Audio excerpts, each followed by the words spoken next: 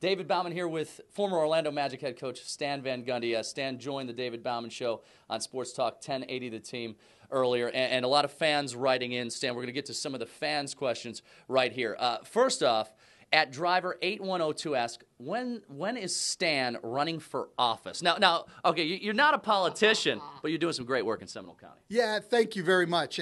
But again, my concern is to try to help our county, and because I think it's important for all of us that we have a great public school system, and to do that, we need more money. That's my interest. That's the campaign I'm running.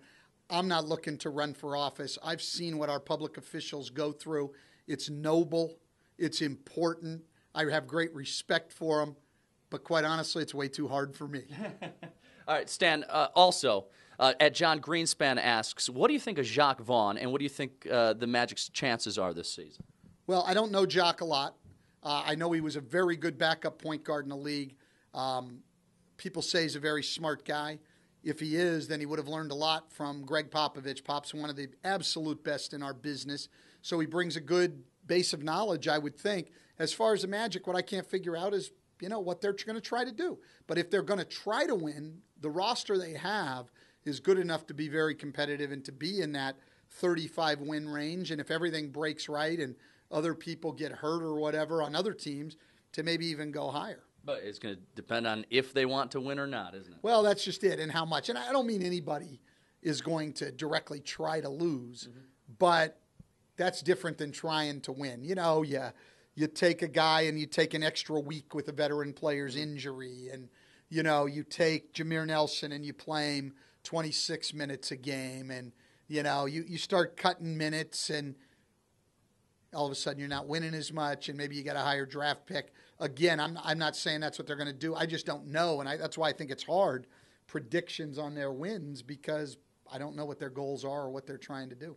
Stan, you just broke the news on the David Baumann Show. Someone just asked, though, even if it is not this season, do you plan on joining your brother in the broadcast booth at some point in time? Well, we'd have a lot of fun, anything we did together. But again, you got to have somebody that hires you. And right now, ESPN and ABC want to go in a different direction. It didn't look that way. It looked like they wanted to hire me. They recruited me throughout the course of the summer. I didn't apply for anything. But, somebody stepped in at the end and put the nix on it. And so we'll find more time for other things. Mike writes in, he says, what is the sexiest job in the NBA? Wow, I wouldn't classify any job in the NBA that way myself. Oh, the commissioner's job is not? I would not. I don't. I guess I wouldn't have any idea what that is. No. How about what's the best job? Certainly the best job? Oh, I think what I had the last 5 years is as good as anything. When you're a coach and you get to coach great players who are great people, I can't imagine a better job in our league than that, and that's what I had here. And lastly, Stan, fans want to know, how do you think Dwight fits in L.A.?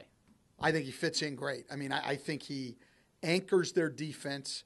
That it's a defense that can be very good with Kobe Bryant and Metta World Peace, the size of Pau Gasol and Dwight anchoring it. I think they've got a chance to be great at that end. And then offensively, I think Dwight running pick and rolls with Steve Nash could be absolutely lethal. You saw Steve Nash running pick and rolls with Marcin Gortat, and Marcin went to unprecedented levels. I think Dwight will be great in the pick and roll with him.